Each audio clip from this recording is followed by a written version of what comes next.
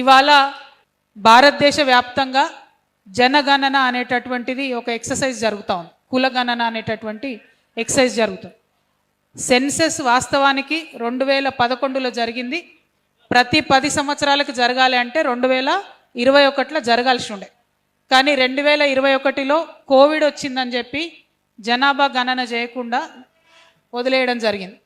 ఆ తర్వాత సందర్భంలో ఇవాళ భారతదేశ వ్యాప్తంగా జరుగుతున్నటువంటి చర్చలో భాగంగా బీసీలకు సంబంధించి గణన కావాలనేటటువంటి డిమాండ్ అన్ని రాష్ట్రాల్లో కూడా వస్తున్నటువంటి సందర్భంలో మరి కేంద్ర ప్రభుత్వం కూడా మేము కులగణన చేస్తామని చెప్పి చెప్పడం జరిగింది. వారు కులగణన చేస్తామని చెప్పగానే అందరం కూడా వాస్తవానికి ఆశ్చర్యపోయినాం. ఎట్లా బుద్ధి వచ్చింది ఇట్లా వీళ్ళకు సడన్గా కులగణన ఎట్లా చేస్తా అన్నారని. ఎందుకంటే కులాల వారీగా గణన చేసినప్పుడు భారతదేశంలో ఉన్నటువంటి కమ్యూనిటీస్ అన్నిటి గురించి ఒక్కసారి లెక్క నిగ్గు తేల్చుకున్నప్పుడు వారికి ఇస్తున్నటువంటి బడ్జెట్ ఎంత, వారికి వస్తున్నటువంటి ఉద్యోగాలు ఎన్ని అనేటటువంటి ప్రశ్నలు సాధారణంగానే వాటిని వెనక నుండి బయలుదేరుతాయి. కాబట్టి మరి కులగణన అనేది మంచి కాన్సెప్ట్ అని అందరు కూడా సంతోషించినాం. ఎప్పుడైతే కులగణన డాక్యుమెంట్ బయటకు ఇచ్చారో, సెన్సెస్ డాక్యుమెంట్ బయటకు ఇచ్చారో, ఆ సెన్సెస్ డాక్యుమెంట్లో కంప్లీట్గా భారతీయ జనతా పార్టీ భారత ప్రజలను మోసం చేస్తుందన్న విషయం స్పష్టంగా అర్థమైంది. ఎందుకంటే ఎస్సీ ఎస్టీ 2 కేటగిరీస్ పెట్టారు, ఇంతకుముందు లాగానే రాజ్యాంగంలో ఉంది కాబట్టి.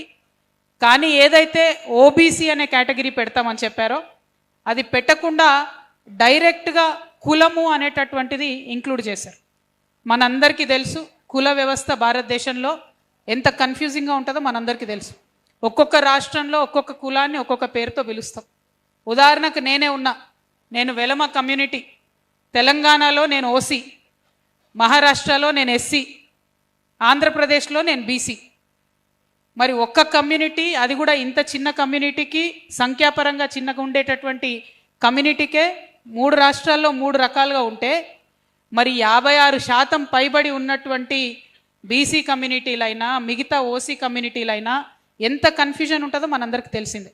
సో ఇవాళ ఇక్కడ అన్ని కమ్యూనిటీస్ని పిలవడం జరిగింది. ఓసీ కమ్యూనిటీస్ని పిలిచినాము, ఎస్సీ కమ్యూనిటీస్ని పిలిచినాము, ఎస్టీ కమ్యూనిటీస్ని పిలిచినాము, బీసీ కమ్యూనిటీస్ని కూడా పిలిచినాం. ఎందుకంటే భారతీయ జనతా పార్టీ వచ్చిన తర్వాత ఈడబ్ల్యూఎస్ అనే రిజర్వేషన్ పెట్టింది ఒక 10%.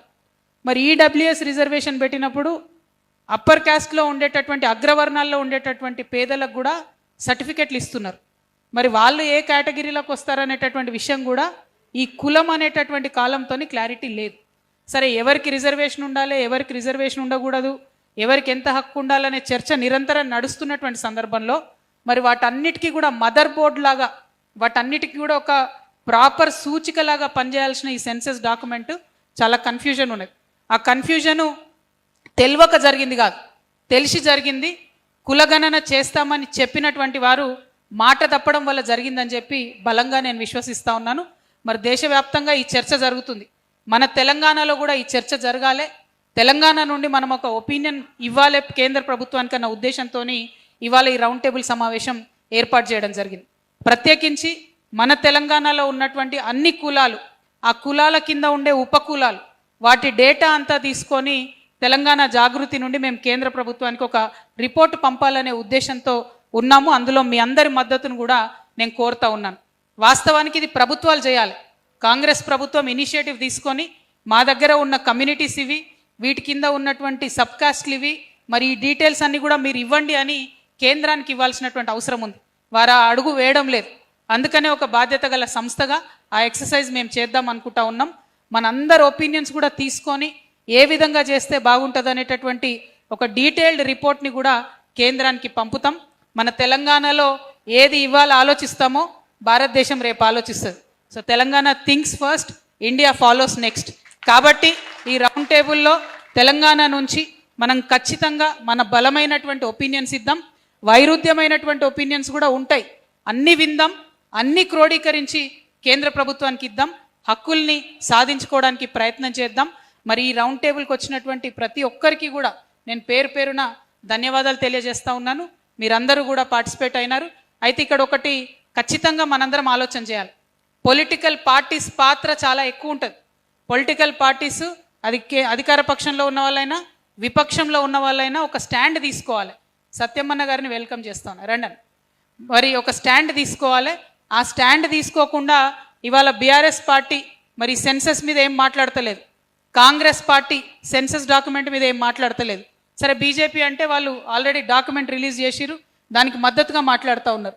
కాబట్టి ఈ పార్టీలన్నింటిలో కూడా కదలిక రావాలి, వాళ్ళు ప్రజల పక్షాన నిలవాలని చెప్పి డిమాండ్ చేస్తూ నేను సెలవు తీసుకుంటా ఉన్నాను.